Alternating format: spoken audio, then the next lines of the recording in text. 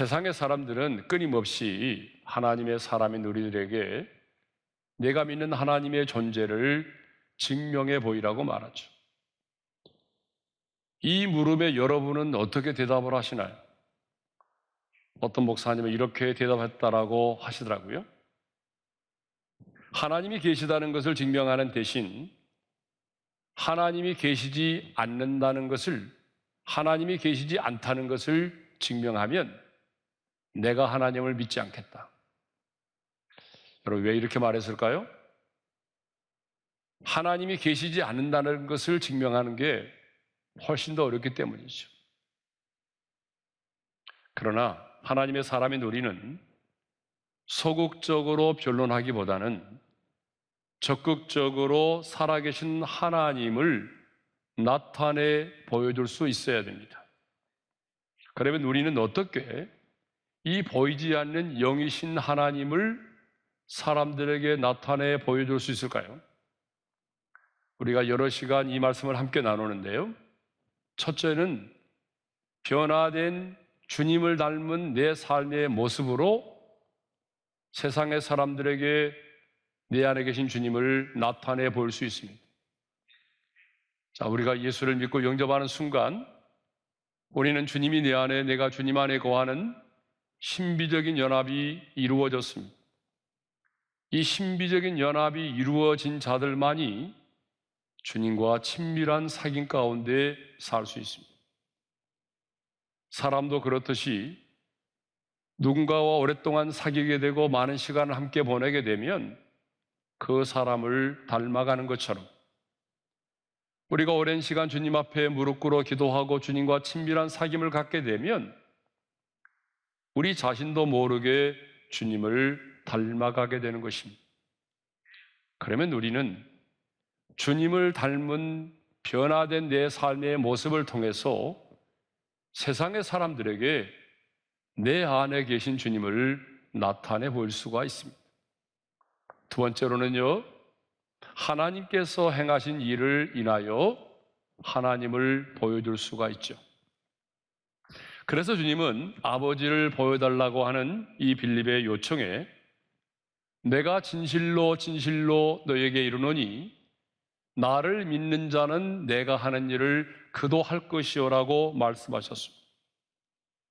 우리 예수님은 공생의 기간 동안에 정말 이루어야 될 수 없을 만큼 많은 일들을 하셨습니다. 그런데 마태복음 4장 23절을 보게 되면 예수님께서 행하셨던 일들을 세 가지로 말씀하고 있습니다. 우리 함께 읽겠습니다. 다 같이요. 예수께서 온 갈릴리에 도로 다니사 그들의 회당에서 가르치시며 천국 복음을 전파하시며 백성 중에 모든 병과 모든 약한 것을 고치시니. 예수님이 이 땅에 계시는 동안에 많은 사역을 했지만 대표적으로 주님은 하나님 아버지와 천국 복음을 가르치시고 전파하시는 일을 하셨습니다. 그리고 많은 병든 자들을 고치시고 많은 귀신 들린 자들을 자유하셨습니다.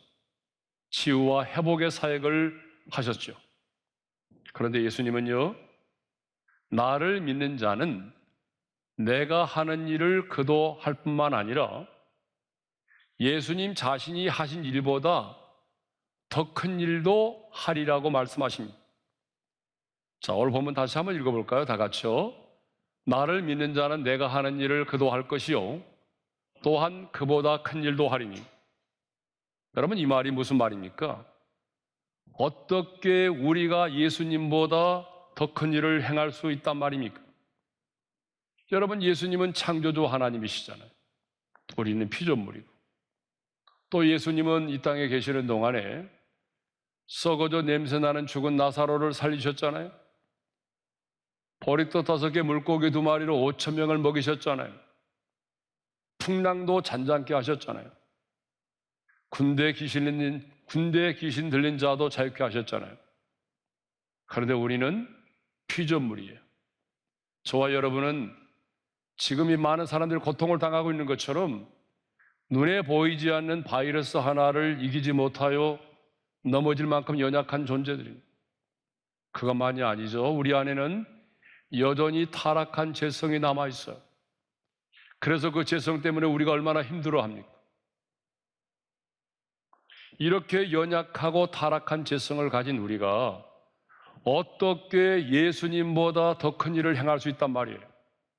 그런데 이 말씀을 이해하려면 반드시 내가 아버지께로 가면이라는 말씀을 이해해야만 합니다. 내가 아버지께로 가면이라는 이 말씀을 이해하지 못하면 이 말씀을 이해할 수가 없어요. 자, 우리 본문을 다시 한번 읽겠습니다. 다 같이요. 나를 믿는 자는 내가 하는 일을 그도 할 것이요 또한 그보다 큰 일도 하리니 이는 내가 아버지께로 감이라. 예수님은 내가 아버지께로 가기 때문에 나를 믿는 자는 내가 하는 일을 그도 할 것이고 그보다 큰 일도 하게 된다라고 말씀하십니다. 그러니까 예수를 믿는 자들이 예수님이 하는 일을 하게 되고 더 큰 일도 하게 되는 것은 예수님이 아버지께로 가는 것과 깊은 연관이 있다는 거죠. 다른 말로 하면 예수님이 아버지께로 가는 것이 없으면 우리는 결단코 예수님이 행하신 일을 할 수도 없고 더 큰 일도 행할 수가 없다는 것입니다. 그러니까 내가 아버지께로 감이라, 내가 아버지께로 감이라고 하는 이 말씀이 우리가 예수님이 행하신 일을 행할 수 있는 근거가 된다는 거예요. 우리가 이 땅에 살아가면서 예수님이 하셨던 일을 할 수 있는 근거가 뭐냐 그러면 예수님이 하나님 아버지께로 가는 것입니다. 그러면 예수님이 하나님 아버지께로 가신다는 말은 무엇을 의미할까요? 자, 예수님이 아버지께로 가신다는 것은 보혜사 성령님이 우리 가운데 오시는 것을 말하죠. 요한복음 16장 7절의 말씀을 읽겠습니다. 다 같이요. 그러나 내가 너희에게 실상을 말하노니 내가 떠나가는 것이 너희에게 유익이라. 내가 떠나가지 아니하면 보혜사가 너희에게로 오시지 아니할 것이요 가면 내가 그를 너희에게로 보내리니. 보혜사 성령님이 오시는 것이 무엇과 연관되어 있습니까? 예수님이 아버지께로 가는 것과 연관되어 있습니다. 그러니까 예수님이 십자가에 달려 죽으시고 부활하신 다음에 승천하셔서 하나님 아버지께로 가시지 않으면 성령님은 결코 우리 가운데 오실 수 없다는 거예요. 예수님이 떠나가셔야만 보혜사 성령님이 우리 가운데 오실 수 있습니다. 예수님의 십자가의 그 죽으심과 부활과 승천이 있었기 때문에 성령님께서 우리 가운데, 이 땅 가운데 오실 수가 있었습니다. 그래서 예수님은요, 내가 떠나가는 것이 너희에게 유익하다라고 말씀하신 것입니다. 자, 예수님이 승천하신 이후에 보혜사 성령님이 약속대로 이 땅 가운데 오셨습니다. 여러분, 그 사건이 뭐죠? 바로 사도행전 2장에 나오는 성령 강림의 사건입니다. 사도행전 2장에 보게 되면 120명의 성도들이 다락방에 모여서 마음을 같이하여 한 마음으로 기도하고 있었습니다. 그런데 그때 어떤 일이 일어났습니까? 호련히 성령께서 급하고 강한 바람으로 강림하셨습니다. 불의 혀처럼 갈라지는 것이 각 사람의 머리에 임하였습니다. 성령께서 급하고 강한 바람으로 불로 임하신 것입니다. 그래서 그날에 그들은 성령의 충만을 받았고 성령의 말하게 하심을 따라 방언을 말하기 시작을 했습니다. 얼마 전까지만 해도 문을 꽂고 걸어 잠그고 숨어 지내던 제자들이, 아니 그들이 이제는 두려워하지 않고 담대히 입술을 열어서 하나님의 나라의 큰 일, 하나님의 큰 일, 복음을 전하기 시작을 했습니다. 사랑하는 성도 여러분, 왜 성령님이 이 땅에 오셨습니까? 예수님이 십자가에 달려 죽으시고 부활하심으로 성취하신 그 하나님의 놀라운 구원을 적용하기 위해서입니다. 성취하신 구원을 적용하기 위해서 오셨어요. 왜 성령님께서 오셨습니까? 예수님께서 이 땅에 사시는 동안 행하셨던 그 일을 계속하도록 하시기 위해서입니다. 예수님께서 이 땅에 계시면서 하셨던 그 일을 계속하기 위해서 성령님이 이 땅 가운데 오셨습니다. 그러면 그 성령님이 지금 어디에 와 계십니까? 바로 내 안에 와 계십니다. 고린도전서 3장 16절의 말씀을 읽겠어요. 다 같이요. 너희는 너희가 하나님의 성전인 것과 하나님의 성령이 너희 안에 계시는 것을 알지 못하느냐. 자, 여러분, 우리가 개가 사는 집을 개집이라고 말하고 대통령이 거하고 집무하는 것을 청와대라고 말하죠. 그러면 보혜사 성령님이 거하면서 일하시는 곳이 어디죠? 성전이죠. 그런데 바울은 예수를 믿고 영접한 우리의 몸이 바로 성령님께서 거하고 계시는 거룩한 성전이라고 말하고 있습니다. 그러니까 지금 성령님은 내 안에 거처를 정하시고 나와 함께 하십니다. 그래서 예수님은 요한복음 14장 16절에서 이렇게 말씀하세요. 다 같이요. 내가 아버지께 구하겠으니 그가 또 다른 보혜사를 너희에게 주사 영원토록 너희와 함께 있게 하리니. 보혜사 성령님이 지금 영원토록 우리와 함께 하고 계신다고 말씀하죠. 그리고 그 다음 구절에서는 이렇게 말씀하십니다. 다 같이요. 그는 너희와 함께 거하심이요 너희 속에 계시겠습니다. 자, 보혜사 성령님께서 지금 우리 안에서 우리와 함께 거하며 우리와 함께 살고 계신다고 말하죠. 요한복음 14장 23절에서는 이렇게 말씀합니다. 다 같이요. 우리가 그에게 가서 거처를 그와 함께 하리라. 왜 성령님이 우리 안에 거처를 정하시고 내 몸을 성전 삼고 내 안에 내주하고 계십니까? 예수 그리스도께서 이 땅에 계시면서 행하셨던 그 일들을 계속하시기 위해서입니다. 그러므로 우리가 예수님께서 하셨던 그 일들을 행하려면, 아니, 주님께서 말씀하신 것처럼 그보다 큰 일을 행하려면 반드시 보혜사 성령님이 우리의 몸을 성전 삼고 우리 안에 내주하고 계셔야만 됩니다. 성령 하나님이 우리 안에 거처를 정하시고 우리 안에 내주하셔야만 된다는 거죠. 그러면 주님께서 말씀하신 그보다 큰 일이란 무엇을 의미할까요? 자, 12절 하반절에 보니까 나를 믿는 자는 내가 하는 일을 그도 할 것이요 그보다 큰 일도 하리니 이는 내가 아버지께로 가미라. 그러면 왜 성령님 안에 거하고 성령님과 동행하는 삶을 살 때에 예수님께서 행하셨던 일보다 큰 일을 하게 될까요? 우리가 예수님보다 더 능력 있는 사람도 아니고 굉장히 우리는 연약한 피조물인데 어찌 우리가 예수님보다 더 큰 일을 행할 수 있단 말이에요. 그것은 보혜사 성령님이 오시면 가능하다고 그랬죠?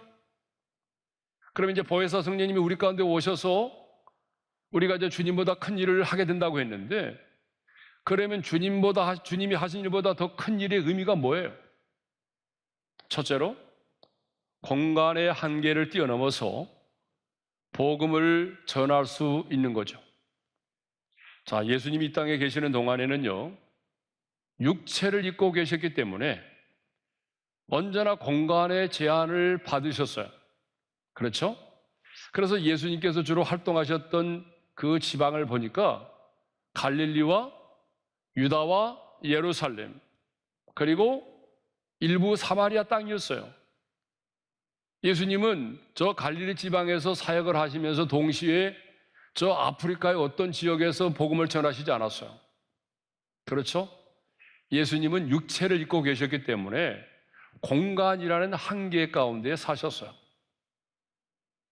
그러나 지금은 성령을 받은 하나님의 사람들이 온 열방과 민족 가운데 나가서 주의 복음을 전하고 있습니다. 여러분, 외국에 나가보게 되면요, 진짜 놀랄 만한 일이 있어요. 그게 뭐냐 그러면 선교사님들이 아니 계신 곳이 없다는 거예요.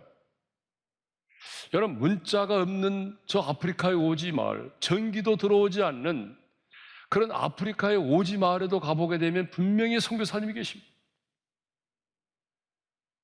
사람들이 들어가 살 수 없는 그 밀림지대, 남미의 밀림지대도 보게 되면 선교사님들이 와 계십니다.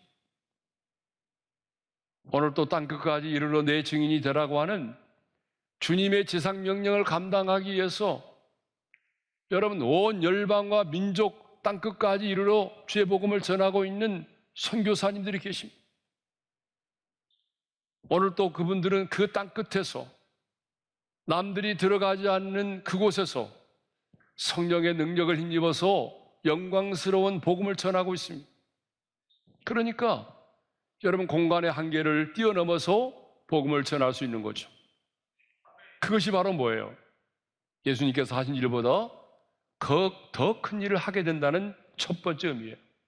두 번째 의미는 사역의 열매가 더 풍성하기 때문입니다. 자, 예수님이 이 땅에 계시는 동안에 수많은 사람들에게 복음을 전하셨고, 많은 병든 자들을 고치셨고, 그리고 많은 귀신 들린 자들을 자유케 하셨습니다. 예수님은 공생애를 시작하시면서 12명의 제자를 부르셨어요. 그리고 12명의 제자들을 세우셨습니다. 우리 예수님이 부활 승천하실 때에 500명의 성도들이 부활하신 주님을 바라보았습니다. 그런데 주님이 승천하심으로 보혜사 성령님이 오셨잖아요. 성령님은 영이시기 때문에 시간과 공간의 지배를 받지 않으십니다. 그래서 성령님께서 예수를 믿는 각 사람에게 충만하게 임하셨을 때에 상상할 수 없는 놀라운 일들이 곳곳에서 일어난다는 거죠. 여러분, 대표적으로 방금 말씀드린 것처럼 예수님을 3번이나 모른다고 부인했던 이 연약한 베드로가 성령의 충만을 받고 그날에 설교를 했는데 3,000명이 회개하고 돌아왔어요. 여러분, 이 인간의 힘으로 할 수 있는 일입니까? 성령께서 하셨기 때문에 가능한 거죠. 그런데 우리는 특별한 사람들만이 그런 일을 할 수 있다고 생각합니다. 아닙니다, 여러분. 특별한 사람들만이 아니라 오늘 저와 여러분의 사역 가운데도 성령의 충만함을 받으면 상상할 수 없는 최고의 기적이 일어나고 있습니다. 여러분은 여러분의 인생 가운데 최고의 기적이 무엇이라고 생각하십니까? 저는 죄로 말미암아 죽었던 영혼이 예수를 믿음으로 죄의 사함을 받고 하나님의 자녀가 되고 영생을 얻는 것이라고 생각합니다. 그러므로 가장 큰 기적은 죽은 자를 이 세상에서 살리는 것이 아닙니다. 병든 자를 고치는 것이 아닙니다. 일시적인 치유와 회복이 아니라 구원받지 못한 자에게 주의 복음을 전하여 영생을 얻게 하는 것이 최고의 기적인 줄로 믿습니다. 그러므로 우리의 인생 가운데 일어난 최고의 기적은, 저와 여러분의 인생 가운데 일어난 최고의 기적은 놀랍게도 저와 여러분이 예수를 믿고 있다는 거예요. 저와 여러분이 예수를 믿고 있다는 이 사실만보다 더 큰 기적은 없습니다. 그러니까 저와 여러분의 인생 가운데 일어난 최고의 기적은 오늘 저와 여러분이 예수를 믿고 있다는 것이고, 우리가 인생을 살아가면서 경험해야 될 또 인생의 최고의 기적이 있다면, 내가 누군가에게 주의 복음을 전하여 그 죽었던 영혼이 성령의 능력으로 다시 살아나 하나님의 자녀가 되는 영광스러운 권세를 얻고 영생을 얻고 하나님의 나라에서 영생을 누리며 사는 것입니다. 여러분, 이보다 더 큰 기적이 어디 있을까요? 그래서 예수님은, 그러기 때문에 예수님이 말씀하십니다. 나를 믿는 자는 내가 하는 일을 그도 할 것이요 그보다 큰 일도 하리니. 그런데 여러분, 예수를 믿었다고 해서 모든 사람이 예수님이 행하셨던 일을 행할 수 있는 것이 아닙니다. 여러분, 제자들을 보십시오. 3년 동안 예수님을 따라다녔지만 성령의 충만을 받기 이전의 제자들의 모습과 성령의 충만을 받고 난 이후의 제자들의 그 모습이 얼마나 달랐습니까? 그러므로 우리는 성령의 충만을 받아야 한다는 거죠. 성령의 충만을 받을 때에 우리 안에 계신 성령님께서 주님께서 행하셨던 그 일들을 행하시는 것입니다. 그러므로 우리는 내 힘과 내 능력이 아닌 성령의 능력으로 주님께서 행하셨던 그 일들을 행하며 살 수 있습니다. 그리고 성령께서 내 안에서 행하시는 그 일들을 통해서 이 땅 가운데 많은 사람들에게 하나님을 나타내 보여줄 수가 있는 것이죠. 왜 우리가 성령의 충만을 받아야 됩니까? 그것은 다시 말씀드리거니와 내가 성령의 충만을 받으면 성령님께서 예수님께서 이 땅 가운데 행하셨던 일들을 내 안에서 행하시기 때문이죠. 성령님이 역사하실 때 놀라운 치유와 회복의 역사가 일어나기 때문이죠. 성령님은요, 살리는 영입니다. 성령님은 치유의 영이시고 성령님은 회복의 영이십니다. 그렇기 때문에 성령님이 역사하는 현장에는요, 언제나 변함없이 살아나는 역사가 있고 치유와 회복의 역사가 일어난다는 거죠. 여러분, 예수겔 47장을 보게 되면 성전 동편 문지방으로부터 물이 스며 나오기 시작하죠.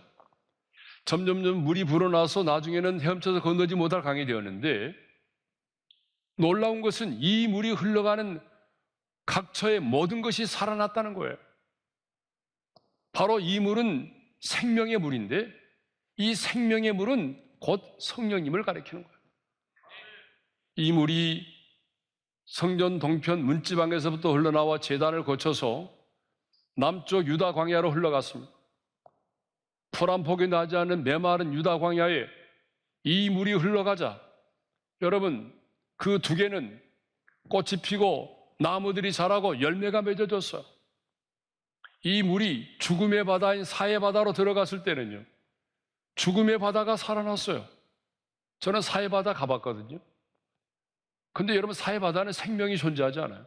물이 얼마나 짜든지 사람이 죽지도 않고 사람이 둥둥 떠다녀요. 그런데 그 죽음의 바다인 사해 바다도 생명의 물이 들어가니까 살아났어요. 떠났던 어부들이 돌아왔어요. 무슨 얘기입니까?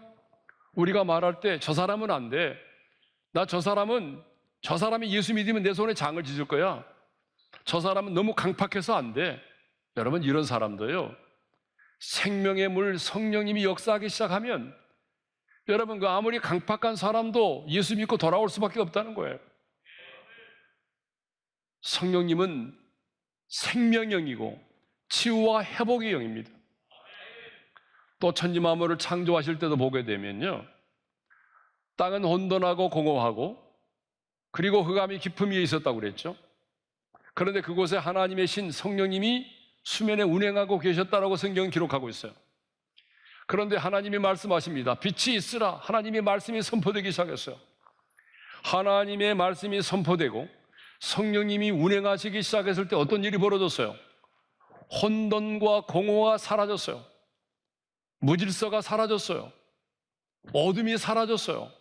여러분, 오늘도 동일합니다.